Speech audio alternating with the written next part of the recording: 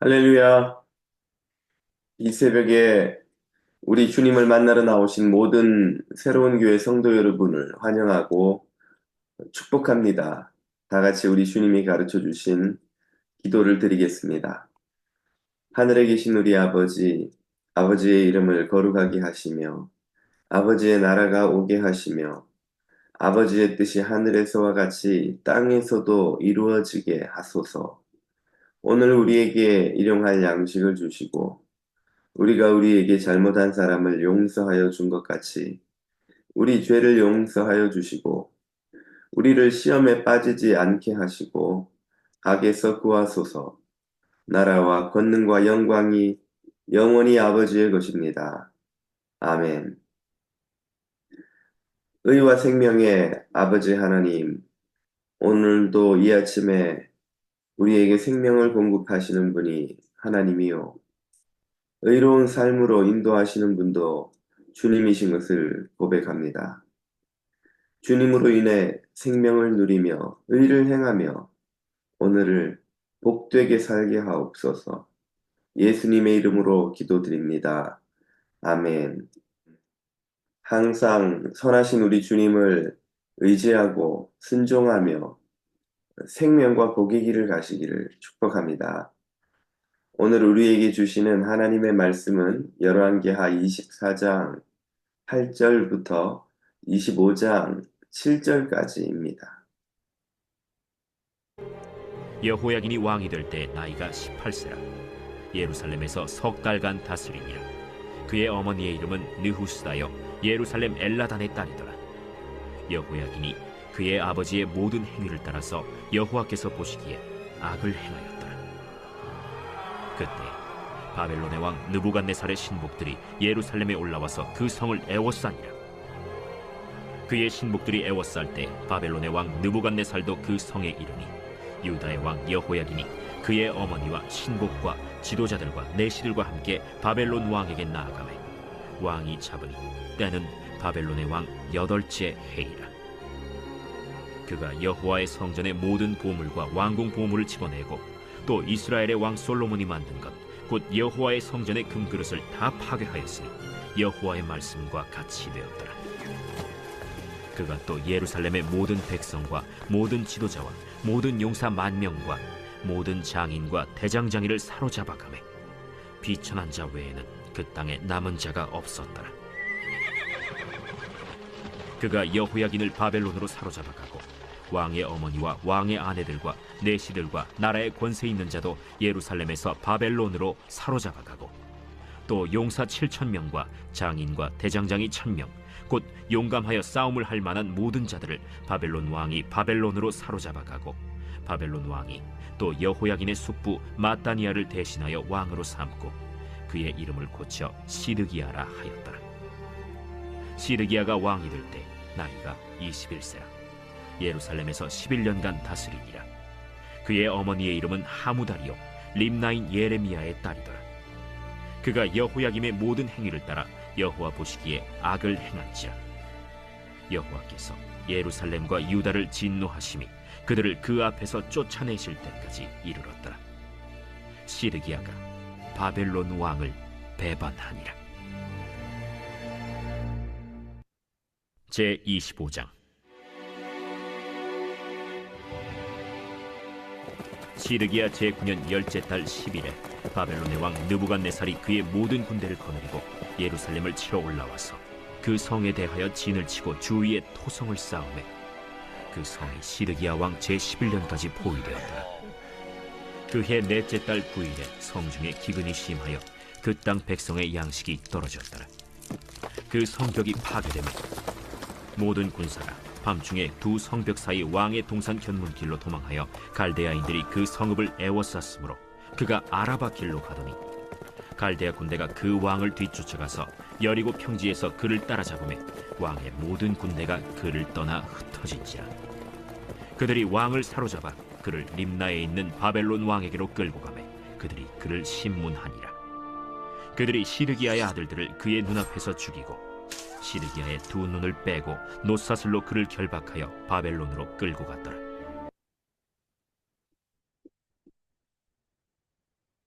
아멘. 열왕기하 24장과 25장의 전반부를 함께 읽었습니다. 오늘 본문은 남왕국 유다의 멸망을 다룹니다. 마지막 왕은 여호야김과 시드기야입니다. 여호야김의 뒤를 이어 그의 아들 여호야긴 이 왕이 되고 그의 숙부인 시드기야가 왕이 된 후 남왕국은 완전히 망하여 역사의 장막 뒤로 사라집니다. 아수르를 무너뜨리고 새로운 중근동의 패권자로 떠오른 신흥 강국 바벨론의 군대를 막아낼 힘이 부패하고 쇠락한 남왕국에는 더 이상 남아있지 않았습니다. 악한 왕 여호야김의 아들 여호야긴은 그 아버지처럼 모든 우상 숭배와 그에 따르는 부정과 부패를 똑같이 일삼았습니다. 그는 18세의 왕이 된 후 석 달 만에 예루살렘이 바벨론 왕 느부갓네살의 군대에 함락되는 비극을 겪습니다. 성전과 왕궁은 약탈과 파괴를 당하고 왕 여호야긴과 왕족, 귀족, 그리고 전투를 할 만한 장정들은 모두 바벨론의 포로로 잡혀갑니다. 이들이 1차 바벨론 포로입니다. 바벨론 왕은 폐허가 된 예루살렘에 시드기야를 꼭두각시 왕으로 세워놓고 돌아갑니다. 여호야긴과 다를 바 없이 어리석고 부패한 시드기야는 여전히 우상 숭배를 행하다가 정세를 오판해 바벨론에게 반기를 듭니다. 그의 통치 9년 만에 바벨론의 2차 침공을 받습니다. 2년간 공성전을 버티며 항전했지만 극심한 성안의 기근으로 모두가 도주하다가 마침내 왕 시드기야가 사로잡혀 비극적인 결말을 맞습니다. 그는 두 눈을 뽑힌 채 왕족과 백성과 함께 바벨론으로 끌려갑니다. 이런 두 눈이 뽑히기 전에는 아들들이 자신의 눈앞에서 죽임을 당하는 비극을 또한 보아야 했습니다. 이들이 2차 포로이지요. 남왕국의 멸망은 북왕국의 그것과 조금도 다르지 않습니다. 바로 여호와의 말씀을 저버리고 우상 숭배와 온갖 불의를 저질러 온 것 때문입니다. 남왕국이 북왕국보다 150여 년 정도 더 지속되긴 했으나 이는 일부 경건한 몇몇 왕들의 개혁으로 왕국의 쇠락이 더디었기 때문입니다. 대체적으로 왕들의 우상숭배와 부정부패, 모든 불의를 행하는 어리석고 악한 통치는 달라지지 않았습니다. 이 멸망의 과정을 보면 정말 끔찍합니다. 모든 이들이 왕족, 귀족, 서민, 백성 할 것 없이 큰 고통을 겪었습니다만 이들이 겪은 이 비극의 절정이라 할 수 있는 고통을 마지막 왕 시드기야가 모두 겪었습니다. 그는 자신의 아들들이 눈앞에서 죽임당하는 것을 강제로 보게 한 후 두 눈이 뽑혀 바벨론의 포로로 끌려가는 참혹한 결과를 맞이하였죠. 바벨론에서의 삶은 또한 얼마나 수치스럽고 고통스럽고 끔찍할 것입니까? 그 고통과 수치와 절망은 도저히 인간으로서 감당할 수 없는 수준의 재앙임에 틀림없었습니다.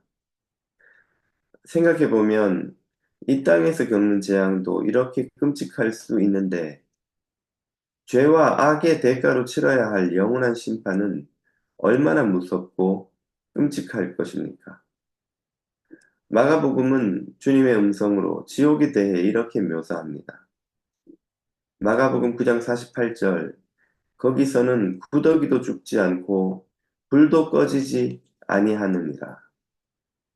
지옥이 얼마나 참혹한 곳인가, 죄의 대가는 얼마나 무서운 것인가를 이 구절이 보여줍니다. 죄와 악의 대가는 영원히 치러야 하며 그래도 다 갚을 수 없는 것입니다. 이 땅에서도 살인자가 대가를 치르지 않고 떵떵거리며 사는 것을 보면 누구나 공평하지 않다는 생각을 갖지요. 그가 죄의 대가를 치러야 한다고 믿습니다. 죄의 대가를 치르지 않는 일을 보면 불공평하다고 원망하지요. 여러분도 똑같이 생각하지 않습니까? 여러분에게 고통과